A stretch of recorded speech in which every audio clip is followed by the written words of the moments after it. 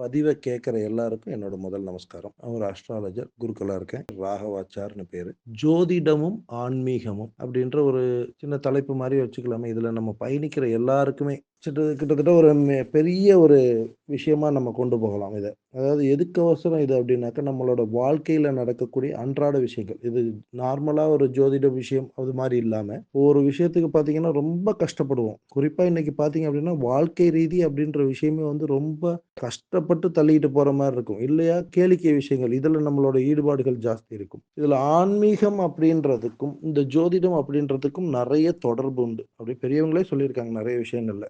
இந்த ஜோதிடம் அப்படின்றது ஜெனரலா பார்த்தீங்கன்னா, இந்த ராசிக்கு இந்த பலன் இருக்கும். இந்த லக்னத்துக்கு இந்த பலன் இருக்கும். அப்படின்றது இல்லாம, ஒவ்வொரு கிரகங்களும் நமக்கு எந்த அளவுக்கு அந்த பலனை செய்யும். ஸ்தான பலம்னு சொல்லுவாங்க. இந்த ஸ்தானத்துல இருந்தா, அந்த ஸ்தான பலத்துக்கு உண்டான கிரகம் வந்து நமக்கு என்ன பலனை செய்யும்.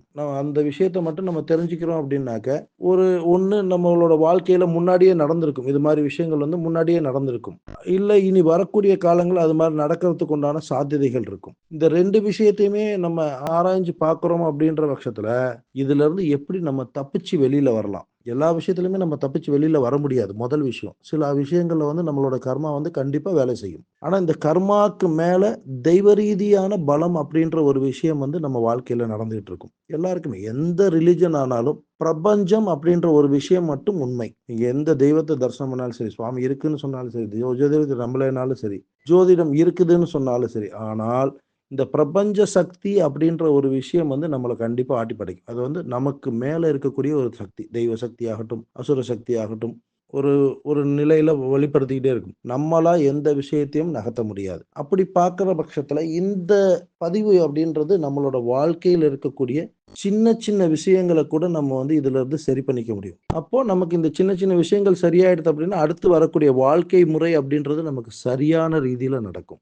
இன்னைக்கு இருக்கக்கூடிய காலநிலை எப்படின்னு கேட்டீங்கன்னாக்க, எல்லாமே இது சரியாகுமா? சரியாகாதா? அப்படின்ற மனோபாவம் தான் நெறைய பேர்ட்ட இருக்கு. இந்த மனோபாவத்துக்கு முக்கிய காரணகர்த்தா அப்படின்னு பார்த்தீங்கன்னா, இன்னைக்கு மீடியாஸ். அதுல சொல்றக்கூடிய விஷயங்கள் எத்தன பெர்சன்டேஜ் எத்தன பேருக்கு வேலை செய்யுதுன்றது எனக்கு தெரியாது. ஆனா சில ஆன்மீக ரீதியான விஷயங்கள்ல உங்களோட மனசும், வாழ்க்கையும் சரியாகி போகும்போது, அப்ப இந்த விஷயங்கள் வந்து நமக்கு ஓரளவுக்கு அனுகூலியத்தை குடுக்கக்கூடிய சந்தர்ப்பத்தை கண்டிப்பா உங்களுக்கு குடுக்கும். இன்னைக்கு வந்து நம்ம எல்லாமே தெரிஞ்சுக்கிட்டோம். தெரிஞ்சுக்கிட்டும் நம்மளால அத வச்சு சரியா பண்ணிக்க முடியல. காரணம் என்னன்னா, இது மாரியான புரிதல்கள் இல்லாம சில விஷயங்கள பண்றதுனால. அந்த காலத்துல சொல்லுவாங்க, "ஏட்டுச் சுரைக்காய் கறிக்கு உதவாதுன்னு." அந்த மாரி விஷயம் தான் இன்னைக்கு இருக்கக்கூடிய நம்மளோட வாழ்க்கை முறை அப்படின்றது இருக்கு. கிட்டத்தட்ட இந்த பதிவு அப்படின்றது உங்களுக்கு ஓரளவுக்கு அனுகூலியமாகவும், வாழ்க்கையை நெறிப்படுத்தக்கூடிய தன்மையையும் குடுக்கும்னு நம்புறேன். அப்படின்ற முழு நம்பிக்கையோட, பரிபூர்ண தெய்வ சக்தியோடையும் இந்த விஷயத்த வந்து இந்த முதல் பதிவ நான் முடிக்கிறேன்.